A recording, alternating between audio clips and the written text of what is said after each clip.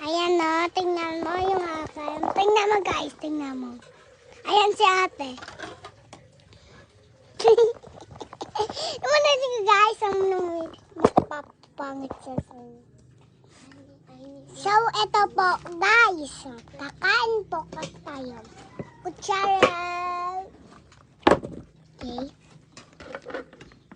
No.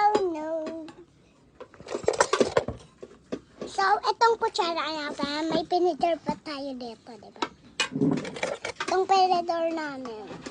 Kaon namin siya. Okay, gamitan natin pinidor. Hiwag na lang. Dito kain ka. Sang dito tayo. Sige. Ayaw na. Ayaw na damang ang akuan Axel. Sarap talaga guys. Kain Sarap, na guys. Ang sarap. Sarap niya, tinikman ko. Ano ba, bakit mo tinikman?